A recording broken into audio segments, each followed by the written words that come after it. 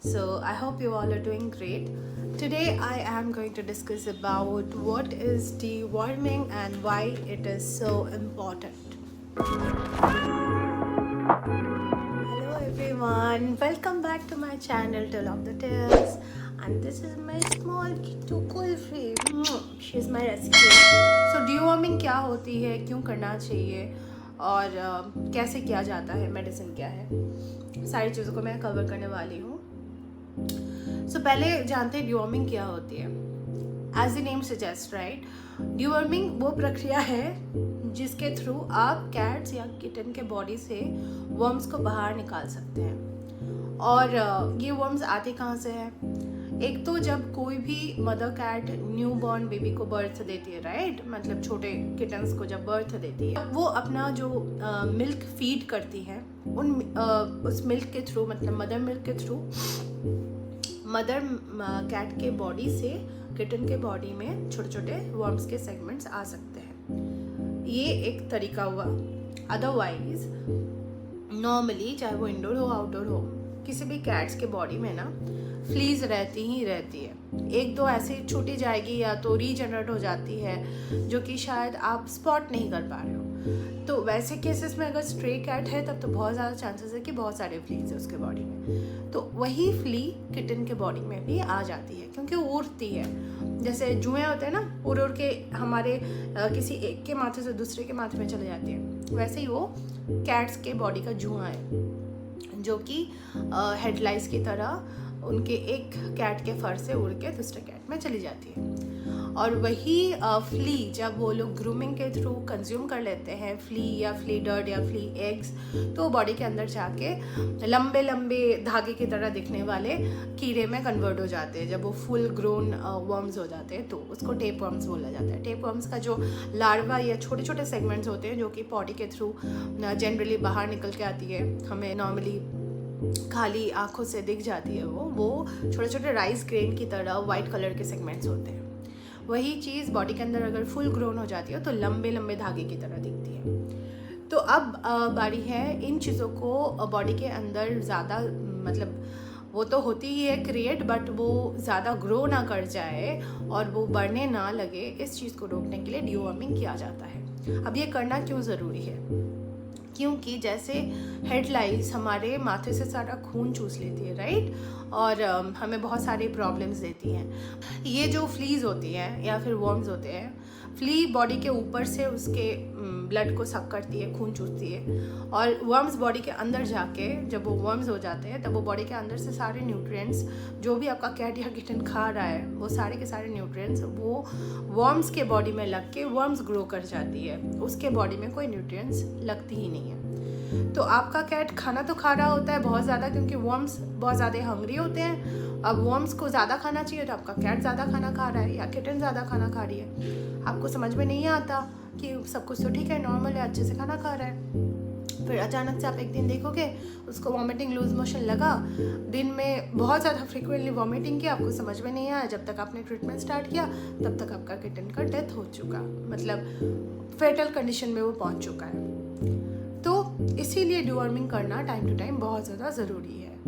दूसरा रीज़न ये भी हो सकता है कि किटन, जब छोटे किटन्स होते हैं, उसको वॉमिटिंग, लूज मोशन का आपको इतना ज़्यादा सिम्टम नहीं दिखा, बट अचानक से एक दिन उठ के आप देख रहे हो ना तो आपका किटन कहीं पे गिरा है, ना ही उसको कोई चोट लगा है, ना ही किसी दूसरे बिल्ली कुत्ते ने मारा है, कुछ नहीं, बट अचानक से वो पैरालाइज, मतलब सेमी पैरालाइज की तरह सिम्टम दिखा रहा है. उठ के खड़ा नहीं हो पा रहा है, चल नहीं पा रहा है, कुछ नहीं कर पा रहा है. ये भी रीज़न होते हैं बॉडी के अंदर बहुत सारे वर्म्स बढ़ जाने से, क्योंकि वो धीरे धीरे इंटरनल ऑर्गन को डैमेज करने लग जाते हैं. सबसे पहले वो नर्व्स को इफेक्ट करते हैं, और नर्व्स जब डैमेज होने लग जाता है तब आपका किटन वैसे पैरालिसिस एक्सक्यूज मी, पैरालिसिस होने का सिम्टम शो करने लगता है. तो ये तो हुआ मतलब इफ़ेक्ट और डिवॉर्मिंग क्यों करना चाहिए, रीज़न. अब आते हैं करते कैसे हैं और कितना फ्रिक्वेंटली करना चाहिए. सो बेसिकली डिवॉर्मिंग करने का प्रोसेस है, प्रॉपर मेडिसिन आता है, सिरप भी आता है और किसी को अगर टैबलेट से करना है तो टैबलेट्स भी आती है, बट इट इज़ रिकमेंडेड कि आप हमेशा छोटे जो भी अंडर 6 मंथ्स के किटन्स हैं उसको कभी भी टैबलेट आप ना दें, वो बहुत हार्मफुल होते हैं। डीवर्मिंग मतलब वो वर्म्स को किल कर रहा है, आप समझ रहे हो, एक बॉडी के अंदर एक कीड़े को मार रहा है, तो एक तरीके का पॉइजन ही हुआ ना। तो अगर आप छोटे किटन को ज़्यादा हार्मफुल डोज दे देंगे तो हो सकता है आपका कैट का भी डेथ हो सकता है, राइट।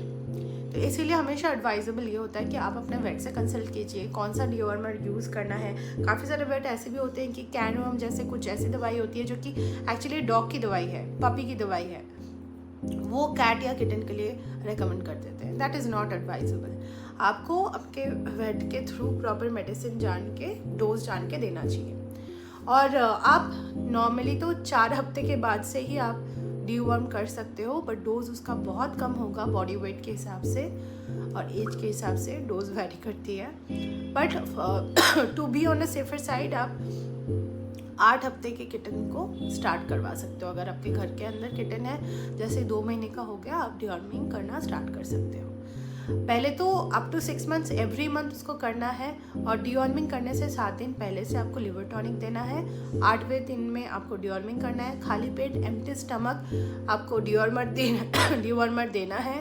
फॉर एग्जाम्पल 2 मेडिसिन का नाम मैं बताऊंगी, एक है निमोसिड, दूसरा है फेलिडी। दोनों ही लिक्विड सिरप है और ये दोनों ही दवाई, फॉर एग्जांपल आपका किटन 300 ग्राम का है या 500 ग्राम का है तो सेम डोज जाएगा। 300 ग्राम का है तो 0.3 ml और 500 ग्राम का है तो 0.5 ml। जितना ग्राम का है उतना ही ml में जाएगा, 500 ml नहीं 0.5 ml जाएगा। ये किटन का डोज है।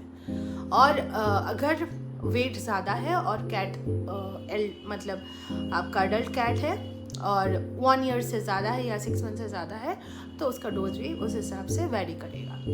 तो आपको लिवर टॉनिक जैसे के लिए 52 आता है, हिमालय का कुछ और भी दवाई आता है। ये लिवर टॉनिक आपको सेम बॉडी वेट के हिसाब से और एज के हिसाब से 7 दिन खिलाना है। वो आप खाना खाने के बाद या खाना खाने से पहले खिला सकते हैं। आधा घंटे का गैप रखना है। वो दवाई आपको दिन में एक ही बार देना काफ़ी होता है। 7 दिन तक आपने दिया, 8वें दिन आप 8th डे को एम्प्टी स्टमक सुबह उठते ही जैसे आप खाना देते हो, खाना ना दे के आपने उसको डिवर्मर दिया, डिवर्मिंग का दवाई दिया।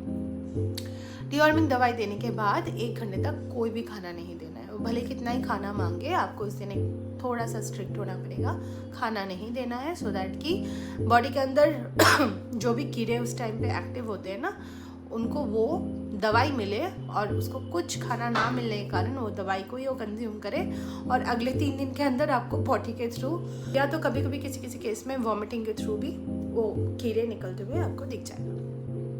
या तो छोटे छोटे सेगमेंट्स में दिखेगा या तो फुल ग्रोन है तो बड़े बिल्कुल एकदम धागे की तरह सफ़ेद कीड़ा आपको दिख जाएगा। वो आपको मॉनिटर करना पड़ेगा। और जिस दिन आप डिवर्मिंग करोगे उसके बाद से फिर से 7 दिन तक आपको लिवर टॉनिक देना है। ये होता है पूरा प्रोसीजर। तो मैं जो 2 दवाई खुद यूज़ करती हूँ और प्रेफर करती हूँ, मैं उन्हीं दोनों का नाम अटैच करूँगी। बाकी और भी टैबलेट्स वगैरह आते हैं अडल्ट कैट के लिए, वो मैं मेंशन कर दूँगी डिस्क्रिप्शन में, but I generally do not recommend that और यूज़ दैट। मेरे अडल्ट कैट्स के लिए भी मैं सिर्फ ही यूज़ करती हूँ, उनको ज़्यादा इफेक्टिव रहता है। तो ये तो हो गया मेडिसिन वगैरह। और डोज मतलब कितने दिन के गैप में कितना फ्रिक्वेंटली आपको करना चाहिए। Now coming to that point, अगर आपके कैट्स या किटन बहुत ज़्यादा नॉनवेज खाता है, भले आप उसको पका के खिलाओ, कच्चा खिलाओ, जो भी है, अगर प्रॉपर आप उसको प्रॉपर डाइट नॉनवेज डाइट पे रख रहे हो, क्योंकि they are obligated carnivorous right, तो उनको नॉनवेज डाइट ही उनको देना होता है। तो आपको कैट का एज चाहे कुछ भी हो, मतलब 6 महीने के नीचे वाले कैट तो नॉर्मली हर मंथ मतलब एवरी मंथ उसको डिवर्मिंग करना ही होता है। 6 महीने के ऊपर वाले कैट को भी आपको 1.5 से 2 महीने पे डिवर्मिंग करना चाहिए, 3 महीने तक नहीं रुकना है। नॉर्मली डॉक्टर्स आपको बोलेंगे कि अडल्ट कैट को, मोर देन 6 मंथ्स के कैट को आप हर 3 महीने में एक बार डिवर्मिंग कर सकते हैं। मैं बोलूँगी अगर वो बहुत ज़्यादा नॉनवेज खा रहा है तो आप हर 2 महीने में कीजिए।